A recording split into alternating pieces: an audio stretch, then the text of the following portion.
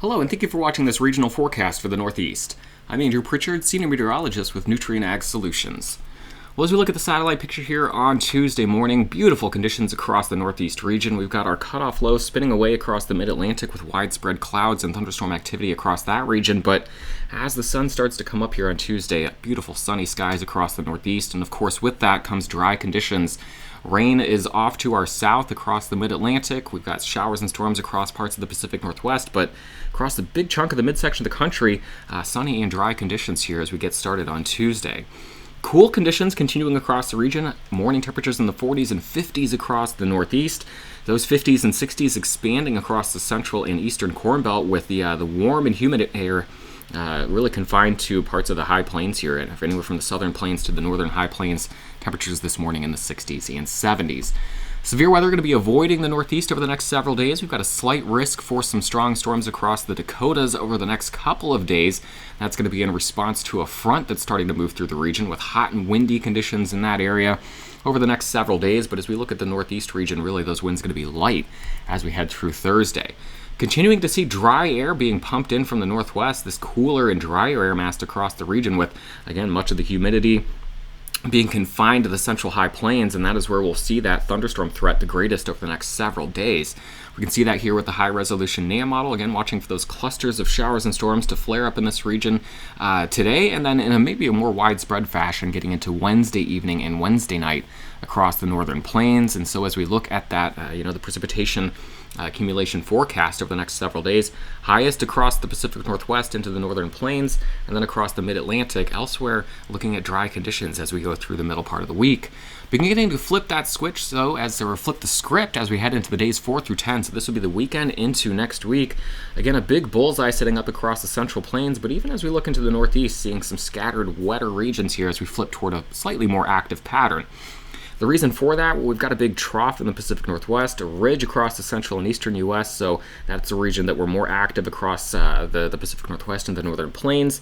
It's the reason that we're more active here in the mid-Atlantic. We've got that cutoff low there, but ridging across the central and eastern U.S., that has kept us drier over the last several days. It'll keep us dry into the end of the week, but as we start to head into the weekend and early next week, we see the pattern flip. We see that trough across the Pacific Northwest start to lift into the Canadian Prairie before a ridge off to the north kind of shoves it off to the south, so that we've got this upper level low. We've got a kind of a trough parked in this region, flow coming up and over a ridge in the Pacific Northwest, and then kind of diving southeast across the region. That's going to set up a pattern here with northwest flow across the Midwest into, at times, the Northeast region.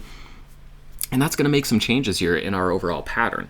So as we get started here midweek, we've got drier air coming in across the northwest or the northeast into the Midwest. We've got moisture kind of being funneled northward from the Gulf of Mexico into the high plains. That's the pattern right now as we head through the next several days. But as we start to head into the weekend here, into next week, I'm going to go ahead and pause this, take the drawings off, and we're going to start to see the flow return out of the Gulf of Mexico with a frontal boundary kind of parking itself right in this region, so that we've got moisture being transported northward, interacting with that frontal boundary at the same time that we've got northwest flow now coming from the jet stream across the midsection of the country, and that's going to set up a much more active pattern, again, especially in the midsection of the country, but at times we'll see those thunderstorm clusters making their way into the Northeast. We can see that here when we look at the precipitation forecast from the European model. Again, dry conditions across the Northeast as we head into midweek. We're in Wednesday now, maybe some scattered showers across parts of Pennsylvania as we get into Thursday and Friday as that cutoff low begins to meander out of the region, maybe scattered storms again on Saturday across Pennsylvania, but really watching this frontal boundary now starting to push in from the west. Here we're getting into Sunday and Monday now, seeing more in the way of showers and storms across the region as we continue into Monday and Tuesday. So this really sets the stage for a much more active pattern. Here's another system making its way in now Thursday, June 25th. So details are going to be mucky at this point, but it does look like we're transitioning to a much more active pattern from the Midwest into the Northeast as we head into, again, starting this weekend, really picking up as we head into next week. So total precipitation through Friday, dry across the Northeast, except for parts of southern Pennsylvania where we can get some showers associated with that cutoff low off to the south. But then as we look at precipitation through Monday, so adding in the weekend, starting to see scattered showers and storms across the region, most numerous as you head back toward the south and to the east, but then really beginning to ramp up as we head into next week. Temperatures over the next several days, we will see some of the heat trying to work its way back into the northeast region as we get into early next week, taking a break from this cooler air mass that we've seen over the last several days or so.